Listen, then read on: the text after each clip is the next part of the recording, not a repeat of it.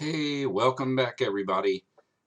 Today in this lecture we're going to be talking about creating the Constitution and the convention of the Constitution and the arguments and the debate over ratification and ratification. So if I can get my arm to work properly. Hello everybody, welcome back. So let's begin. So in the first section, we're going to take a look at the problems that the United States confronted in what's known as the critical period. So let's jump right in. So the critical period lasted from the conclusion of the American Revolution to the creation of the Constitution. And we're going to take a look at some of the post-war problems, as you can see there in this slide. From the outset, the articles were incapable of dealing with post-war problems. The national debt and financial system were in disrepair.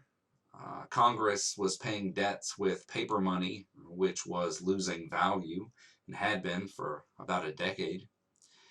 The people who held those notes, specifically veterans, were seeking back pay and pensions. Many states enacted legislation to prevent their people from using this paper currency. There were also diplomatic troubles, some difficulties with the Spanish. Principally, the boundary with Florida and Georgia was not clearly defined. But the most pressing issue was the Spanish would not allow the United States to use the Mississippi River, which would isolate Western settlers. As Americans pushed in and across the Appalachian Mountains, the Mississippi River was becoming more principal to our trade. 1786, there were uprisings in western Massachusetts. These popular uprisings against high taxation and poor economic conditions were widespread throughout most of the colonies, or most of the states. Shays' Rebellion in particular was a response to the taxation by the Massachusetts legislature. Armed bands forced the closing of several courts to prevent executions of foreclosures on property and people being jailed for debt. In September of 1786, Shays and other local leaders led several hundred men in forcing the Supreme Court in Springfield to adjourn.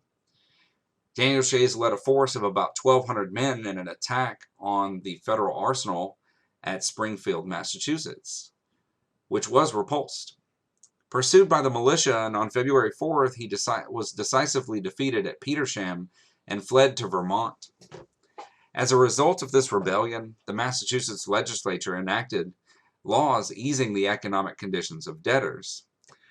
Though this uprising was small in scale and easily put down, Shays' actions became, for some, a persuasive argument for a stronger and conservative national government, thereby contributing to the movement for the Constitution.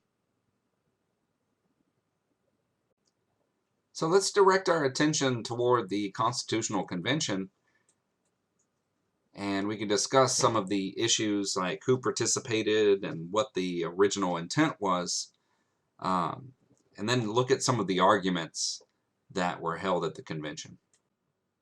So the creation of the Constitution was problematic and controversial. Participation at the convention was not universal. Rhode Island did not send any delegates. Agrarian interests in their state did not want to see any greater government centralization than what the Articles had proposed. Now remember, the intent of the convention itself, and it was generally understood by the public and the delegates, that the purpose was to revise the Articles of Confederation. Several delegates at the convention believed that an entirely new government needed to be formed. Principally amongst these were Alexander Hamilton, who had been advocating for this since as early as 1780. So let's talk about some of the members. Now, most of the delegates at the convention were well studied in history and in philosophy, and were generally influenced and educated with the same text. Most of the attendees were familiar with classical and contemporary political ideas and philosophies surrounding republics. So the ideas of the Enlightenment permeated through the convention delegates. Quintessential to legitimizing the convention itself was George Washington. He was elected to preside over the convention. Washington commanded the respect and admiration of his peers. And without his presence, the convention probably would not have been legitimate. And it's important to remember, most of the men at the convention were men of compromise. Two people who particularly were not there were Thomas Jefferson and John Adams. They were both sent to be delegates or ambassadors to Britain and France, respectively. Other members who were not invited, or other notable people who weren't invited, were the more radical elements, like the pamphleteer Thomas Paine, who also went to France alongside Thomas Jefferson. Secondly, men like Samuel Adams, who had been principal in the beginning of the Revolution, were a little bit too radical. When you needed, mobs formed and boycotts, Samuel Adams was the go-to guy. In this case, what you needed really were men willing to make compromises. So the Constitutional Convention was held in 1787 in Philadelphia. And one of the most pressing issues was how much power the federal government would have. Some agreed that, or most agreed that the central government had to have more powers than afforded under the Articles of Confederation. So the most pressing issue facing the nation was financial. So the federal government would be given the power to levy taxes, issue currency, and regulate commerce. This increased federal power.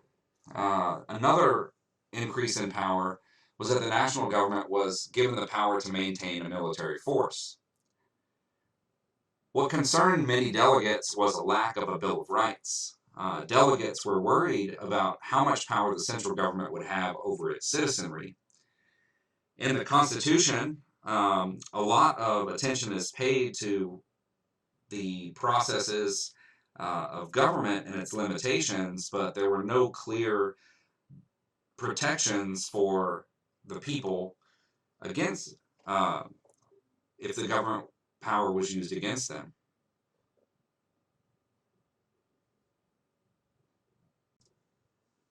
Another question debated at the convention regarded electoral power. So two ideas conflicted. The supremacy of law and the consent of the governed. In a political system based on the supremacy of law, the legislature could become tyrannical. And legislatures based only on populations would tend to marginalize the smaller states.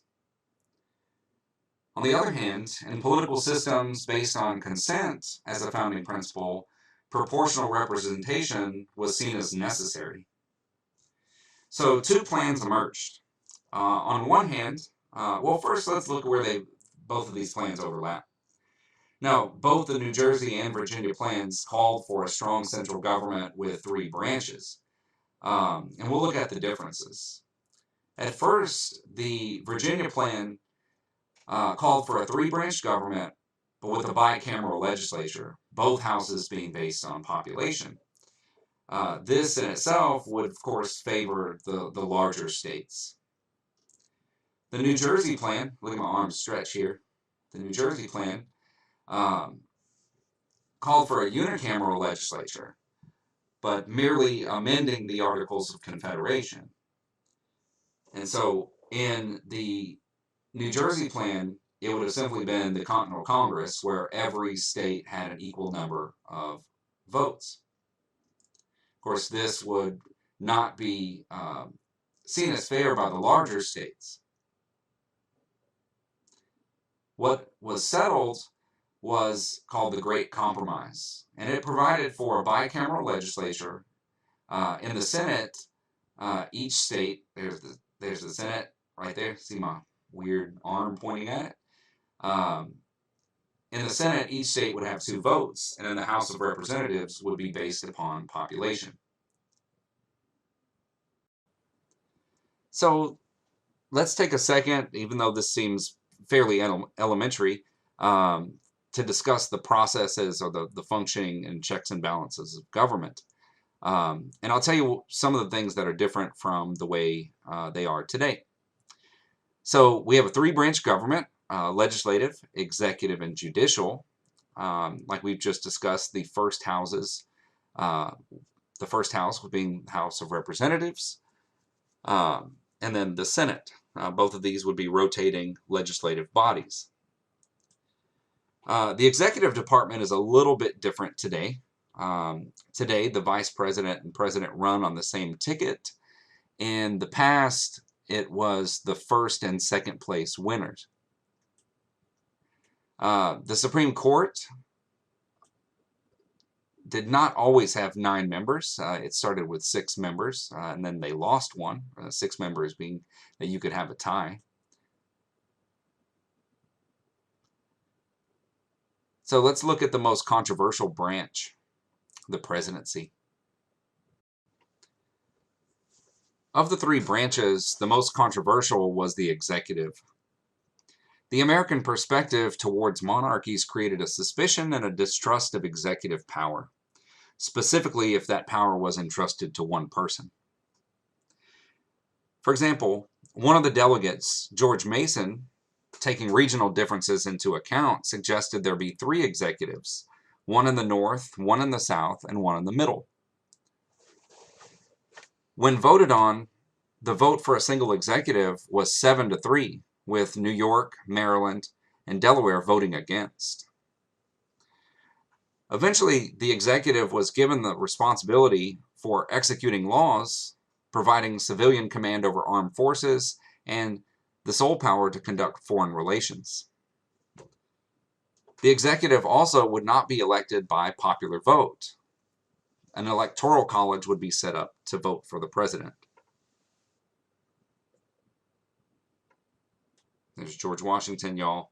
Woo, George! I'm putting my arm down, getting crazy.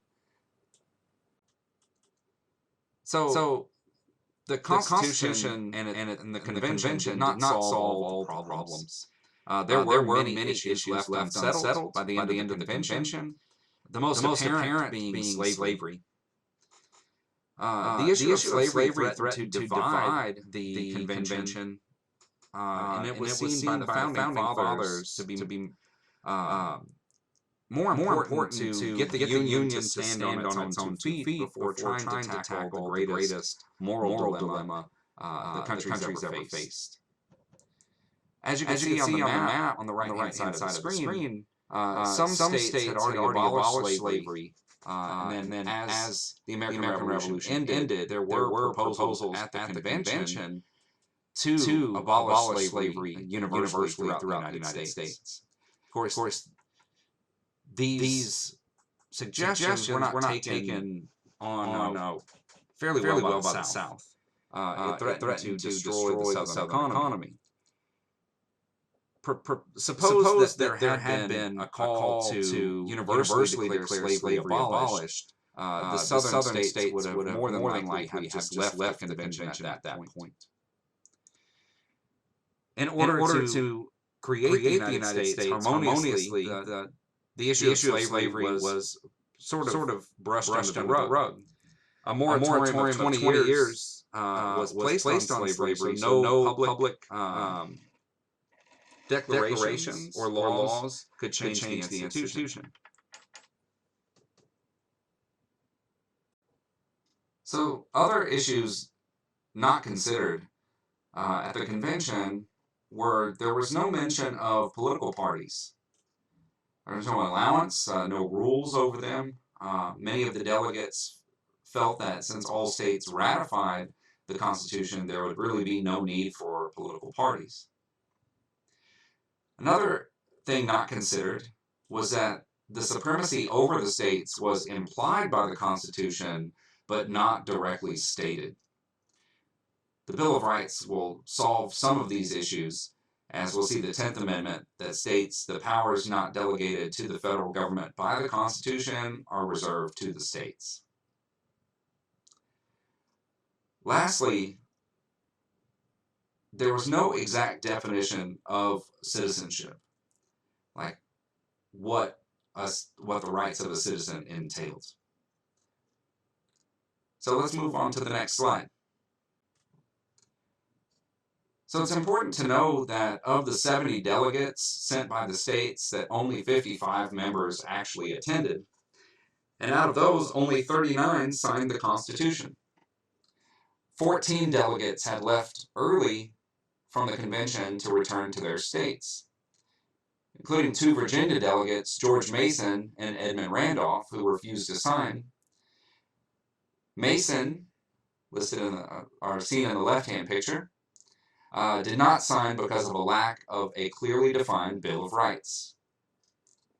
Randolph, in the right-hand picture, did not believe that the state would ratify, or that the states would ratify a constitution because of the inevitable conflicts that would arise between the states.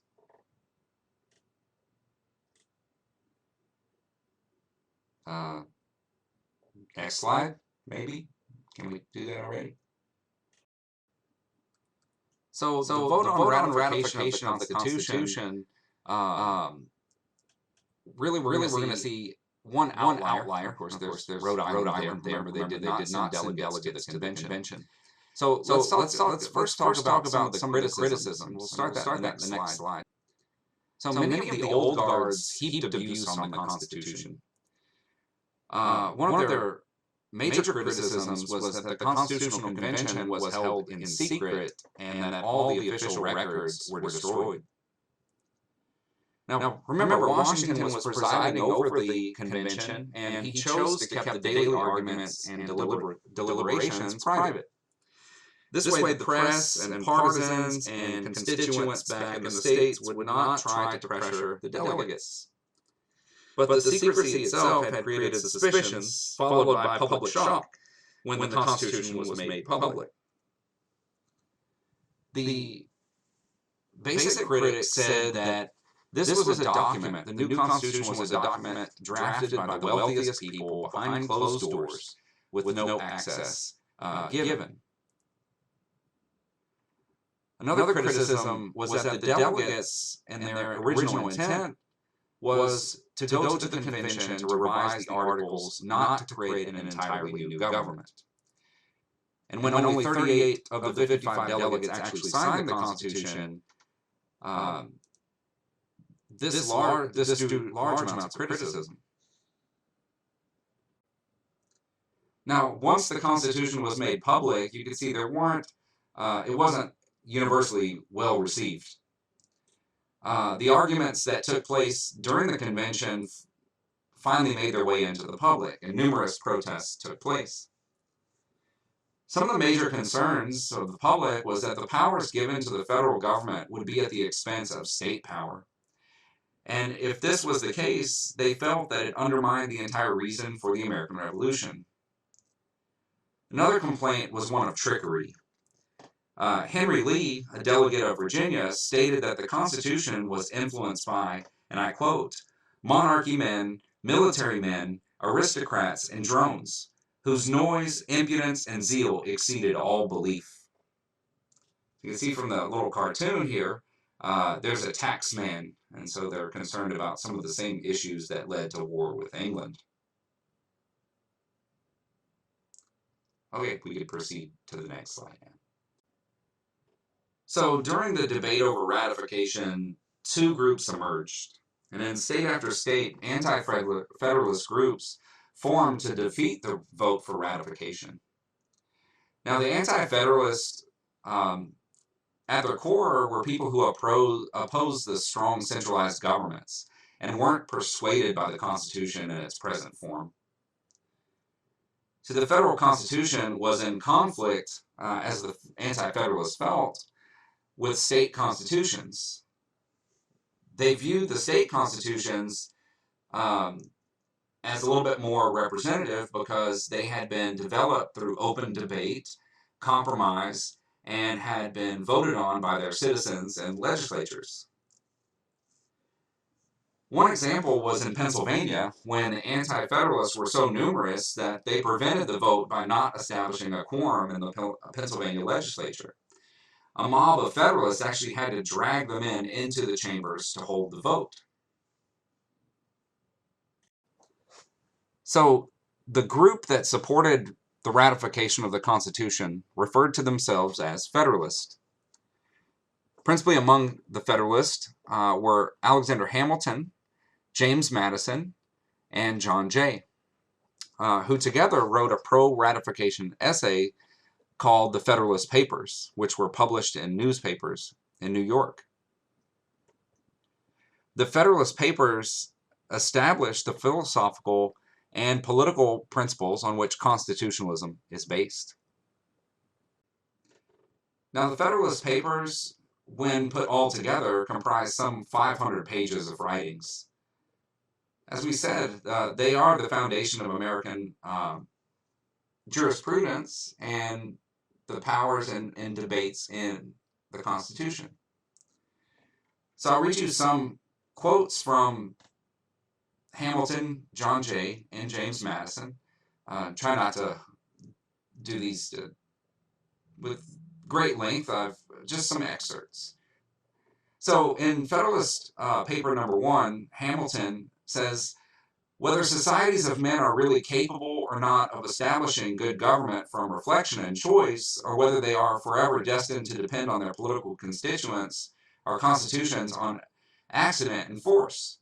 Note that the question itself that Hamilton's proposing is not just asking about the American states, but of humanity at large. John Jay argued in the Federalist Papers that a divided nation invites external hostility and people that would be ready to exploit a divided government.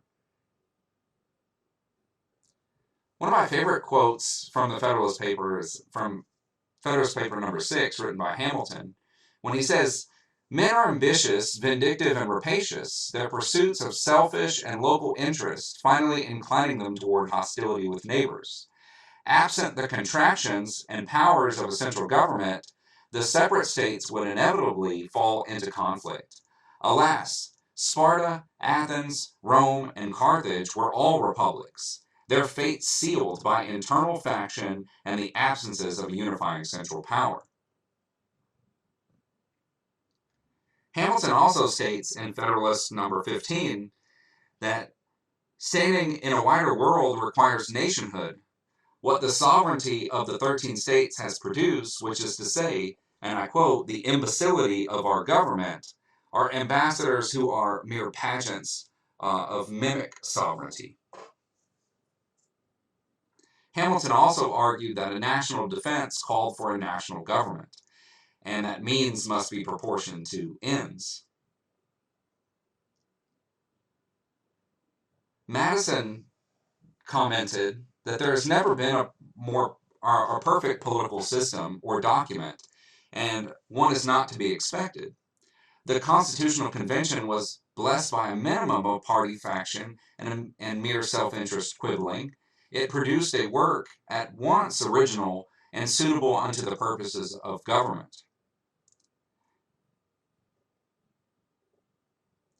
Madison also spoke of the importance of the separation of powers when he stated, the separation of powers is the essential safeguard against tyrannical tendencies of government.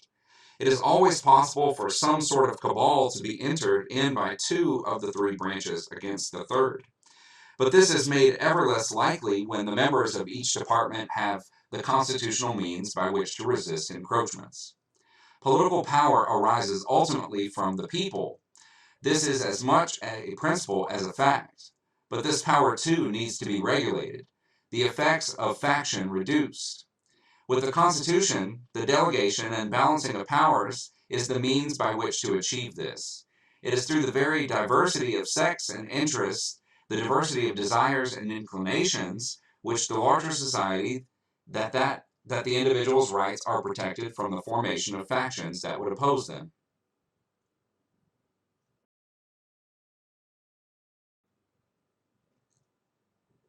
In Federalist Paper number 84, Hamilton had asked why was there no Bill of Rights. He quotes, "The truth is, after all the declamations we have heard, that the Constitution is itself, in every rational sense, and to every useful purpose, a Bill of Rights. But the question still remains, why was there originally no Bill of Rights?" Now, I'll give you 3 reasons why they weren't included originally. Now, the majority of the state constitutions included Bill of Rights. Therefore, this was seen as redundant to require the same on the federal level. Also, some people thought that there would have been too many laws to include, that this task was beyond the reach of the central government, that simply trying to list out all the rights that people had would be too great of a task. Now, some historians believe that the delegates at the convention misjudged the popular sentiments in favor of writing a Bill of Rights. So it was James Madison that took up the task for listing the Bill of Rights, which is the first 10 amendments to the U.S. Constitution. After he received proposals from most of the states and getting rid of all the redundant ones, he was left with 88 rights, which he then whittled into the first 10 amendments. Now, the real debate is, are these political or natural rights? Now, the rights in term and the first 10 amendments were not original, nor did the authors believe these to be new ideas. The other thing to remember about these rights is that at the very core of the amendments was Christian theology. The wording, a universal brotherhood coming from God and the redemption of Christ, there are no other ways to understand the words and the works of the founding fathers other than through the framework of their religion. So the First Amendment forbids a national religion, but it did not forbid states from declaring official religions. Secondly, no less a radical and revolutionary than Thomas Paine would declare, and I quote, "As to religion, I hold it to be the indispensable duty of every government to protect all conscientious professors thereof, and I know of no other business which government hath do therewith." So I highly encourage you to go check out the Bill of Rights that clearly lists all the rights to protect citizens from governments, and you could probably clearly see there have been numerous violations of the amendments throughout United States history. So thanks for watching this presentation. I got another one coming up. Make sure to respond to my emails. Thanks, everybody. We'll see you in the next video.